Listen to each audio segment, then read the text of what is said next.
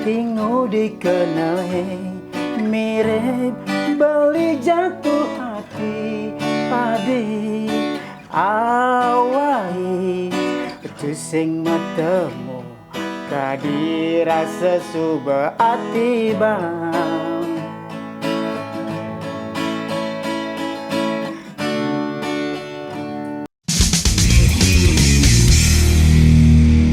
Oke, Pak Komang Rake. Saya panggilnya Pak apa beli ini enaknya ya?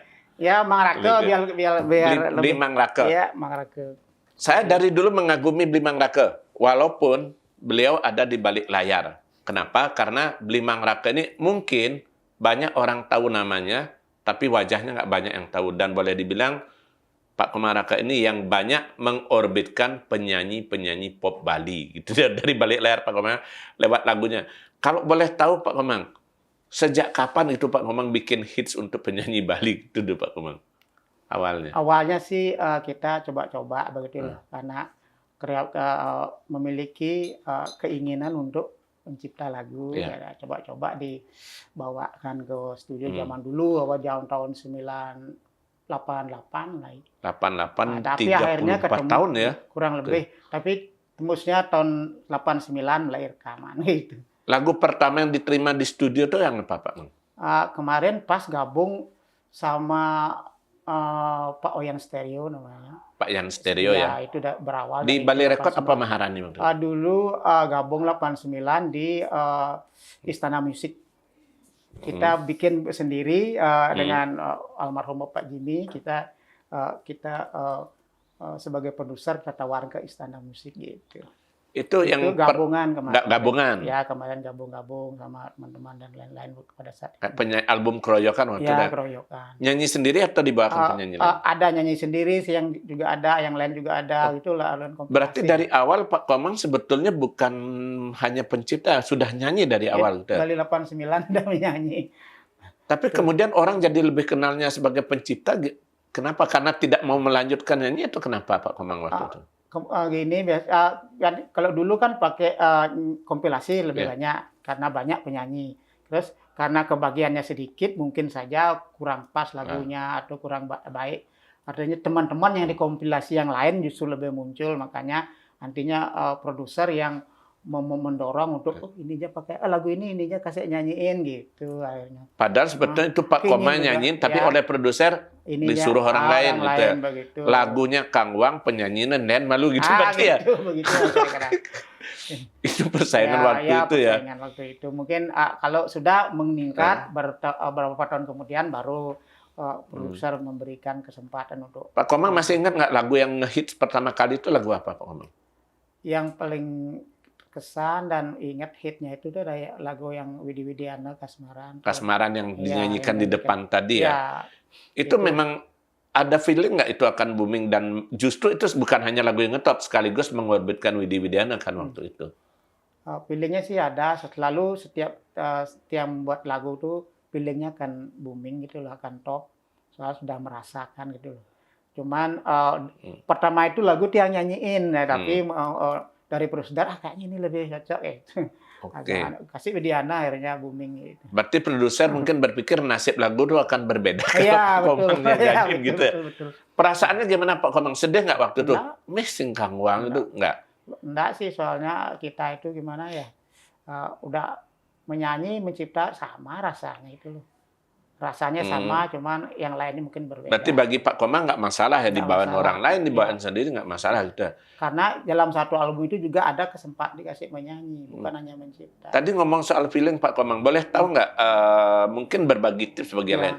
Feeling itu dari mananya Pak Komang tahu ini akan booming? Apakah dari nadanya, dari apanya gitu Pak Komang?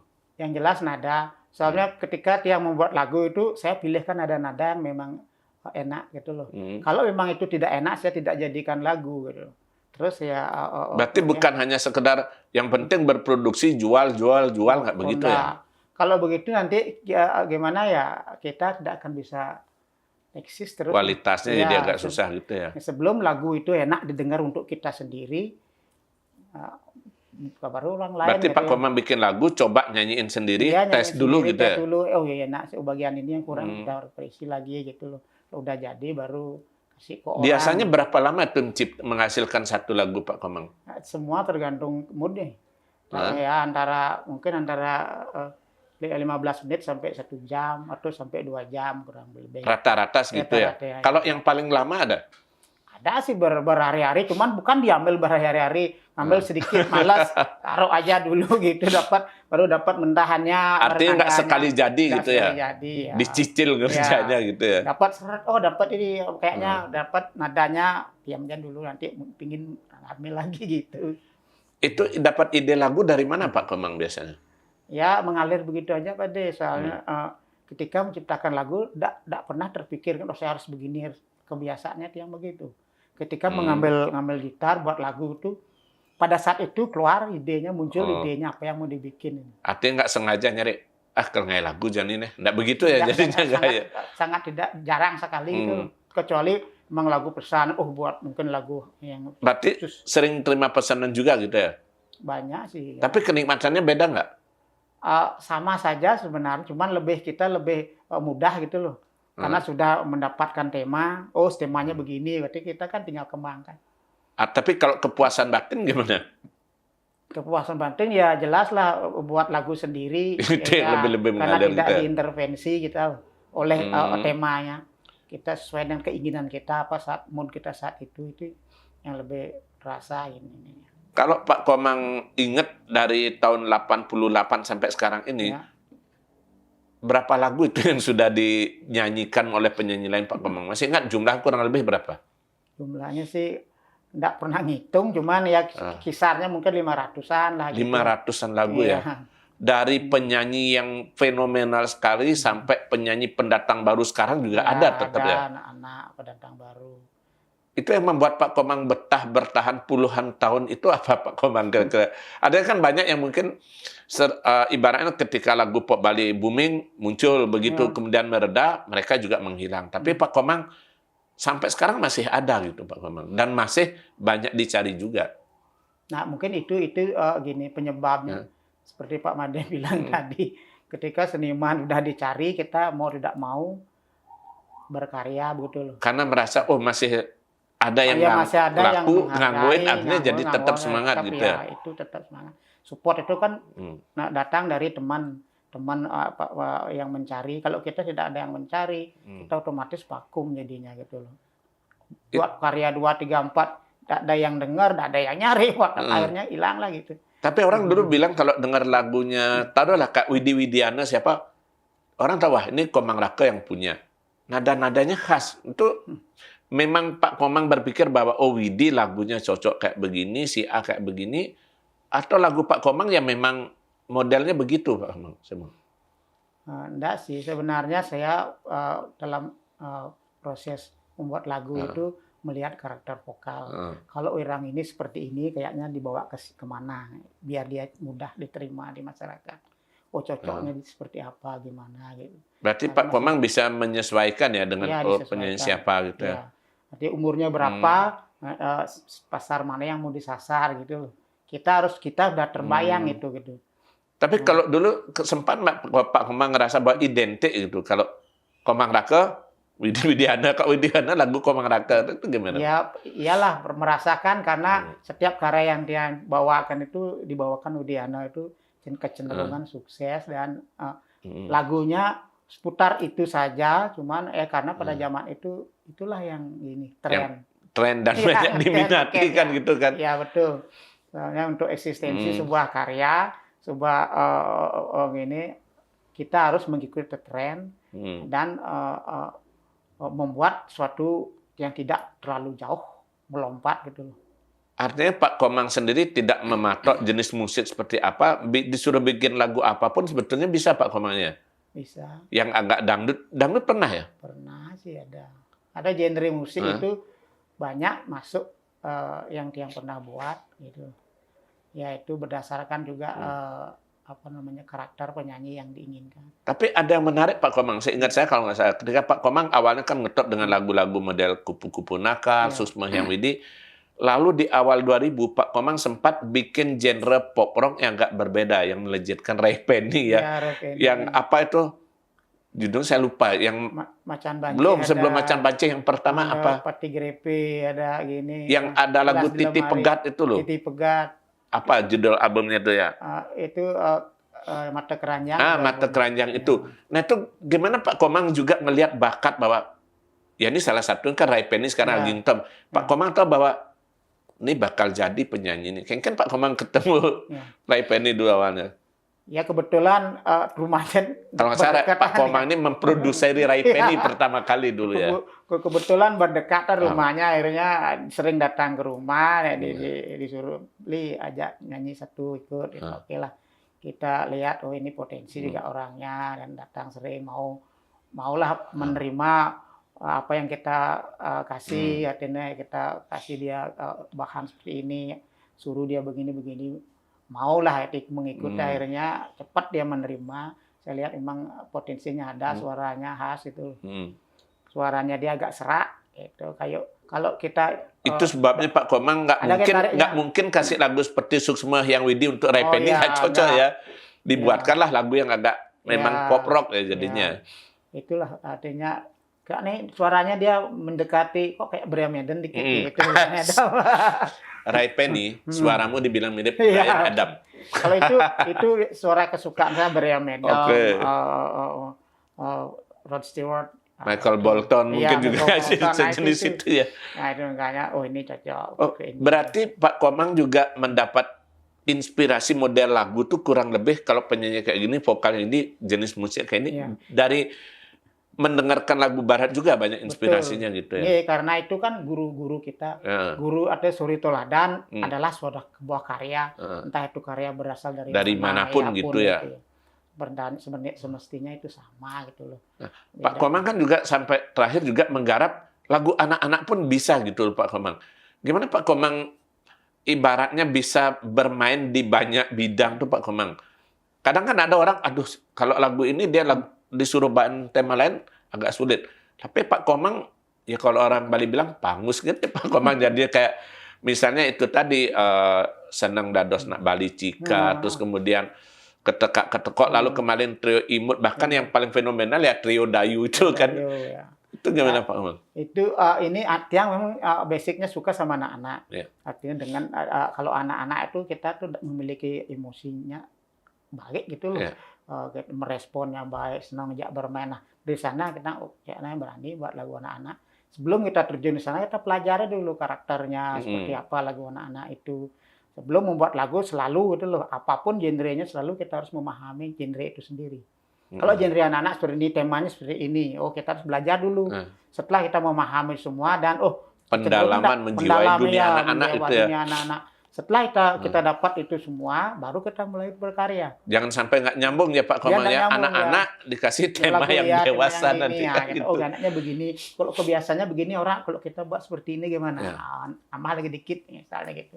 Kalau kebanyakan lagu Indonesia, anak itu kan cenderung agak lebih sederhana, lebih ruwet dikit. Gitu.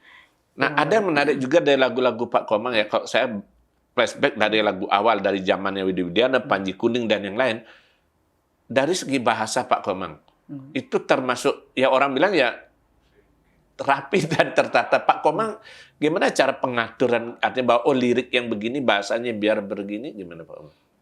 Kalau kita biasanya, saya buat lagu itu nada dulu. Kalau sudah nada merasa enak, kita bahasa itu kan banyak. 1001 bahasa orang bilang tuh, kita bisa gabung-gabung itu, kalau ini cocok, ini tidak cocok, ini cocok, kalau ini ganti. Nada dulu baru lirik ya? Iya, karena lirik itu nanti gimana ya, mudah memasukkan lirik daripada lirik dulu masukkan nada. Ngepasnya itu nanti yang susah ya? Iya, kita diintervensi oleh lirik, nanti nadanya akhirnya lagu itu banyak yang menjadi kendala penyanyi sekarang ya, jadinya karena gitu ya. Menjadi tidak bagus lagunya.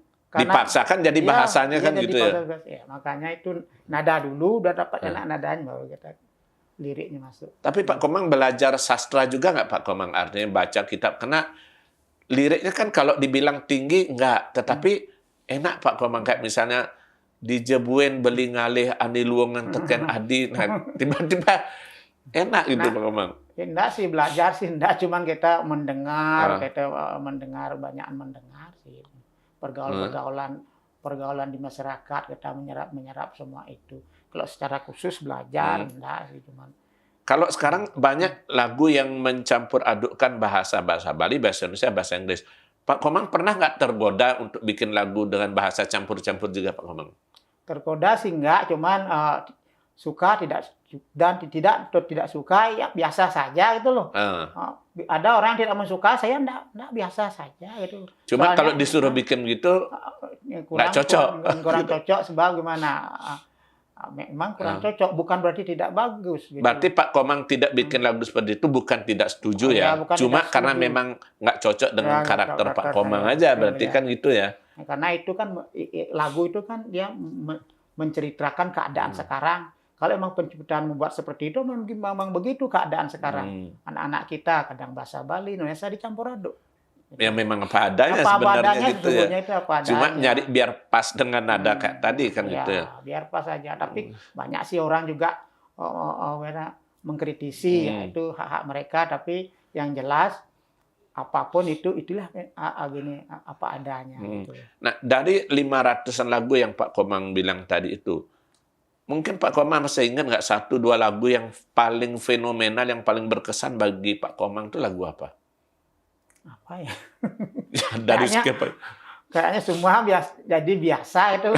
Ketika kita udah mulai dari di sini ke A sampai C, akhirnya menjadi biasa semua. Artinya populer apa udah biasa menjadi gitu ya. Tapi dalam feelingnya bisa menebak Anda bakal sukses, Anda bakal jadi gitu, bisa menebak. Bisa disebutkan nggak Pak Komang? Mungkin Pak Komang masih ingat juga penyanyi-penyanyi yang, mohon maaf, ini bukan berarti mengklaim ya, tapi arti karena lagu Pak Komang itu jadi terangkat. Ya mungkin selain Widi Widiana, siapa lagi Pak Komang mungkin? Yang paling berkesan bagi Pak Komang mungkin? Ada sih, ada berapa? Ya Widiana, ya Ray Penny, ya mohon maaf ini bukan berarti. Ya bukan mengklaim, tapi jejak perjalanannya kan. Ya, kalau anak-anak kan banyak, ada Cika Jembaka, ada Tio Dayu, ada Angling, ada Anglis Devaki juga pernah. Devaki, ada kalau lagu dewasa, ada istrinya Ri Kencana pernah pertama kali kita yang buatin lagunya. Siapa lagi? Biasa saya lupa. Ada beberapa ya. Saking banyaknya malah lupa gitu, Pak. Nah, dari lagu-lagu yang Pak Komang ciptakan itu, ya kalau orang bilang kan sebagian ya, boleh bilang sebagian kan booming sukses. Orang dulu mungkin berpikir masa-masa boomingnya Widi Widiana itu, Pak Komang laris. Artinya dibikin lagu untuk beberapa penyanyi. Dan booming. Ya mohon maaf, orang mengatakan, wih, sugih bu nih. Ada nggak pernah ngatakan gitu Pak Komang, hitung dah sekian lagu, selagu muni kali sekian muni gimana? Ya, mohon maaf kalau ada orang yang berpikir begian, keliru sebenarnya, terbalik sebenarnya. Soalnya pencipta itu diantara rentetan antara penyanyi, musisi, pencipta. Paling kiri sebenarnya pencipta. Dia paling pertama menciptakan lagu. Ini pertama lagu tercipta, kan setelah itu kan banyak rentetannya membuat kayak namanya kalau di istilah kerennya memiliki hak atas kekayaan intelektual ya. Berkat lagu ini banyak orang bisa bekerja dari dengan lagu video ini. Klipnya, pemusik dapat kerjaan, penyanyi, arranger semua, pegang kaset, TV, radio, sampai sekarang YouTube dapat kerjaan kan gitu. Tapi ini penyanyinya dilupakan, penciptanya dilupakan. Karena itu hak-haknya mereka kecenderungan di era atau kalaupun dapat paling sedikit bagiannya. Paling sedikit. Gitu. Misalnya buat satu lagu dikasih honor sekali. Penyanyi mungkin ratusan kali dia dapat. Mana-mana menyanyi mungkin ribuan kali gitu loh. Itu. Belum lagi kasetnya, produsernya selesai. Termasuk kalau yang sekarang ketika banyak orang mengcover lagu tuh perasaan Pak Komang sebagai pencipta gimana Pak Komang? Kalau mengcover sih sebenarnya dari sejak zaman dahulu ada cover mengcover itu. Sebenarnya saya welcome saja. Yang penting aturan, mengerti bahwa lagu itu punya siapa gitu melekat hak ciptanya melekat pada orang. Jangan keliru bahwa mengcover sebuah lagu kelirunya gimana? Tidak menyampaikan. Ah. Jangankan memberi sedikit honor, menyampaikan Minta pun belum, izin minta aja izin tidak, aja gitu tidak ya. itu loh. Dan jangan minta izin ke Penyanyi, penyanyinya. karena yang punya Salah lagu alamat, pencipta. ya. Ya. Soalnya ini udah banyak Kadang terjadi. diminta izin penyanyi, penciptanya nggak tahu apa-apa Nggak gitu ya. tahu.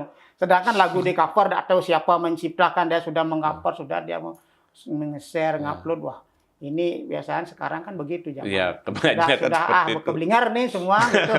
Karena minta izin ke penyanyi, akhirnya penyanyinya nggak ngasih izin. Ada saya dengar. Padahal gitu. penciptanya Wah, nggak ini- masalah gitu. Kalau penyanyi tidak sampai ngizin, dia penyanyi udah ribuan kali menyanyikan, mungkin dari segi finansial. Dia lupa ratusan juta, penciptanya lupa gitu ya. Atau sebaliknya juga ya, penyanyi mengizinkan dapat sesuatu tetapi nggak sampai ke Itu penciptanya. kalau saya itu yang terjadi, semua itu terjadi seperti Bapak Dek bilang. Itu terjadi. Nah, kita sudah, kalau penciptaan sudah dari banyak mengkebiri sebenarnya. Dari buat kaset dulu CD sudah dibajak. Ya. Nah, sekarang ada istilah YouTube di Kena cover, lagi. tidak pernah lagu kelihatan di TV-nya dipopulerkan oleh seseorang si A nyanyi. Tapi penciptanya nggak tak disebutkan. terlihat. Wih, Ya. saya nih tuh. Sedangkan itu orang itu kan berkreasi, Betul. membuat suatu karya, dia perguliran di sana ada. Betul. Tapi Artinya kita bahwa sama penghargaan terhadap buah pikiran itu sekali tidak sama nggak sekali. sama sekali jarang Karena ada gitu. itu Ya. kalau menurut itu selalu melekat gitu Pak Ade. Ya, karena kalau secara hukum kan begitu. Melekat secara Ada hukum, dua ya. hak kan, Ya. hak moral dan ya. hak ekonomi. Ya, kok malah Gitu. betul, Hak Pak, ya. ekonominya ya, artinya ketika Pak Komang jual, hak ekonominya kepada yang beli, tapi hak moralnya tetap Iya, nggak hak bisa moral, lepas ya. itu kan, Iya. itu dia makanya. Tapi bukan itu yang menyebabkan berarti Pak Komang turun semangat mencipta, nggak sih Pak Komang ya, tetap ya. Kalau turun sih dari sejak zaman dulu kan sudah berhenti gitu loh. Dari sekian Ngamul ratus udah dari dulu Iya, ngamul, Pak. kabur. Sekian ratus lagu, mungkin bahkan lagu yang tidak ada klipnya sekarang, hanya suara saya pun kelihatan di YouTube siapa Entah siapa siapa itu nggak tahu yang Pak Komang ya. upload dia. Terus ada lagu Repeni, saya yang menciptakan, saya biaya memproduksi buat klip, orang lain yang Menayangkan videonya. jutaan pemirsa itu. Itu yang mana itu, yang macan bancihnya Lagu atau Gelas Lemari. gelas lemari? Ya. Oh, lagi Banyak satu lagi. lupa yang bunga nuperawan ya Bunga juga ya. Nuperawan. Wah, itu banyak yang ngupload ulang ya berarti. Ya? Berapa kali itu ada gitu. Artinya enggak ngupload ulang sih, mungkin enggak. Yang cover, yang upload ada gitu. Yang upload tuh kayaknya orangnya enggak tahu begitu. Udah saya komplain juga enggak ada respon.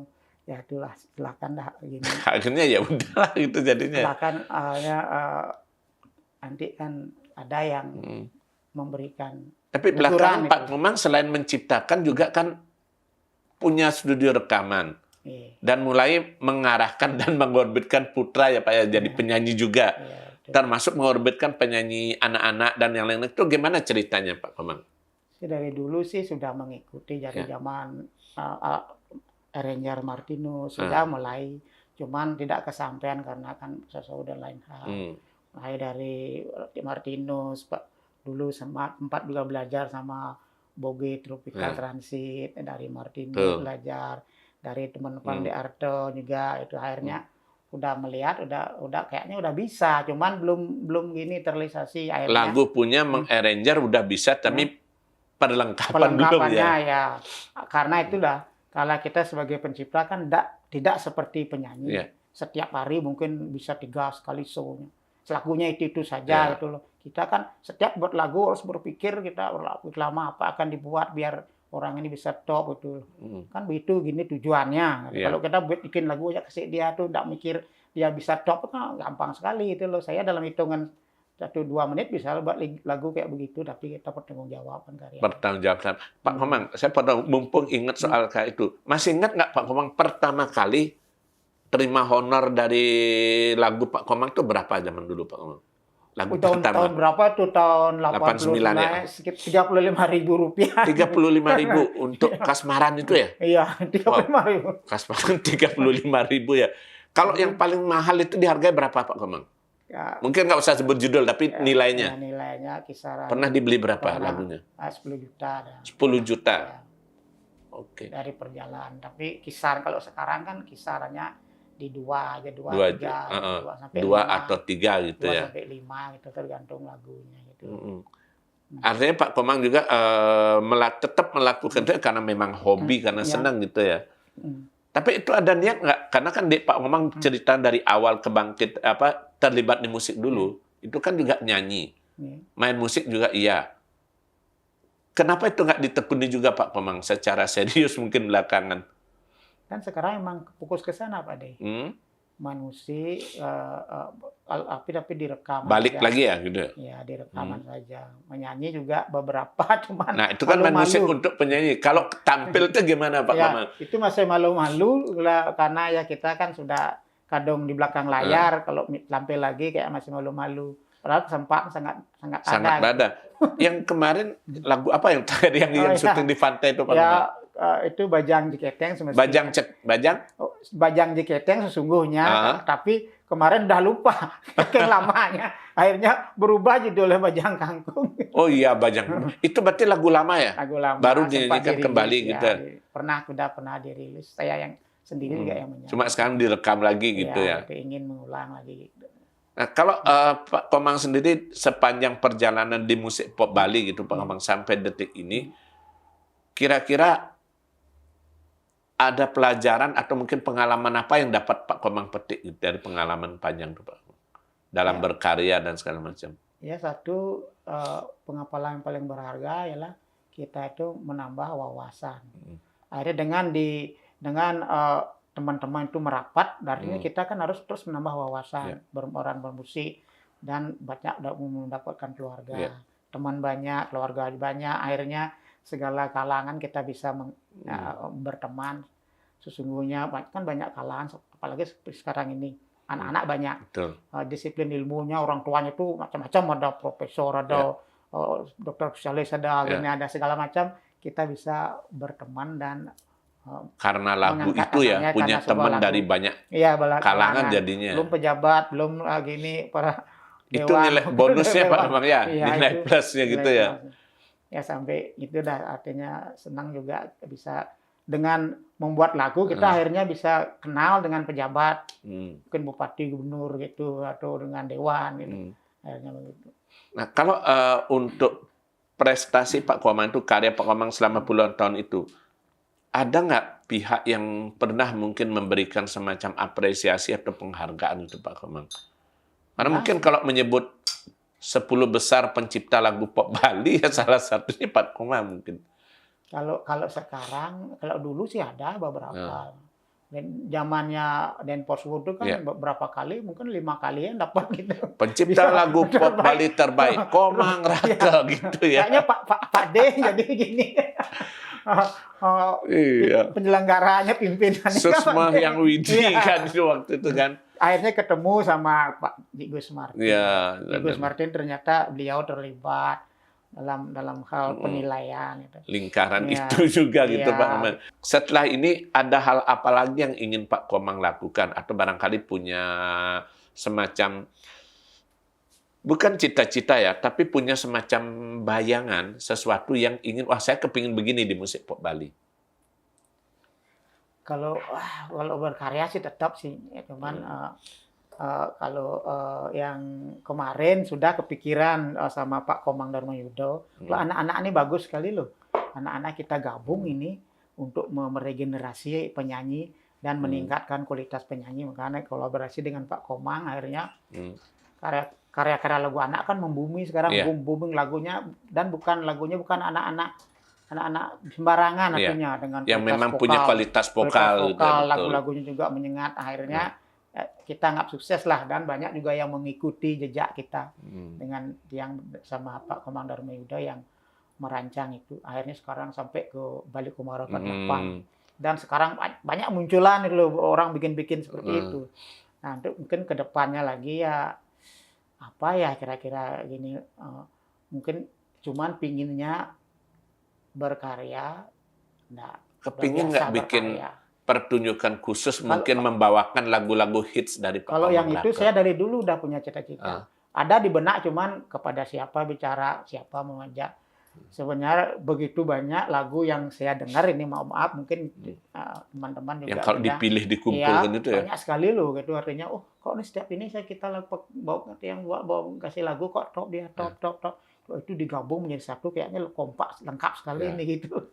Tapi ada orang IO yang memunculkan itu satu semua lagu karya yang tadi melibatkan banyak penyanyi nanti. Mungkin bisa jadi tahun depan ya. 35 tahun Komang Raka berkarya gitu ya. Mantap. Mudah-mudahan Pak Made yang mewujudkan itu. Doakan dengan dukungan teman-teman dari tim Gang Han dan sponsor, kita akan bikin itu nanti. Mudah-mudahan siapa tahu ya ada kesempatan. Ya. Pak Komang, sebelum kita tutup obrolan, boleh Pak Komang nyanyikan satu lagu Pak Komang mungkin yang terakhir, silakan. Apa ya? Ini udah bukan penyanyi begini dah. Jadinya. Lama nggak nyanyi ya soalnya ya? Nyanyinya sih sering, cuman untuk menghafal semua lagu itu yang susah. Nyanyinya mungkin sering karena kita membuat lagu orang tuh menyanyi dulu. Kita yang menghafal dulu, kita yang menjiwa lagu itu. Cuma kalau untuk direkam itu dipertunjukkan jarang. Dipertunjukkan yang jarang. Nah, ini kesempatan istimewa. Penonton Oke Made bisa lihat Beli Komang Raka menyanyikan sendiri lagu ciptaannya. Sudah Pak Komang. Apa ya? Ya. Titi Pegat aja ya. Boleh. Ya.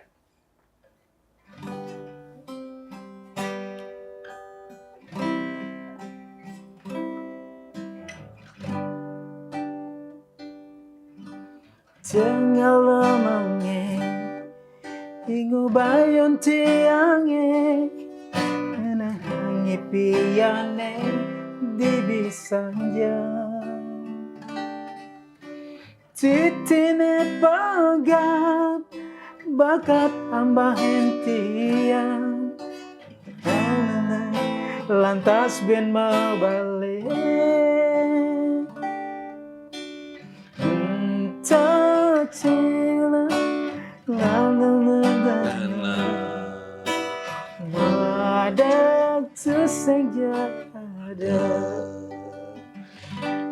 Itu salah satu hits dari Ray Penny dulu, dan itu lagu yang menurut saya sedih banget ya sebenarnya lagunya Titi Pegat. Jadi ternyata diputuskan oleh pacarnya, pertanda gitu ya. Bagikan Titi ya, pas berlakasnya dia putus gitu. Ya itu kosakatanya Pak, ini termasuk juga banyak lagunya yang Pak Komang bilang seperti Bunga Nuperawan, itu kan kosakatanya enak banget. Pak Komang, terima kasih banyak sudah hadir di podcast Oke Made. Semoga nanti ada yang mendengar obrolan kita tadi dan tiba-tiba ada bilang, oke, saya sponsori konser khusus lagu Pak Komang Raka. Kita doakan ya. Oke Pak Komang, sekali lagi terima kasih. Semoga tetap aktif berkarya dan bisa menghasilkan banyak hits lagi ke depannya. Oke. Dan tetap Pak Komang, salam secangkir kopi hangat.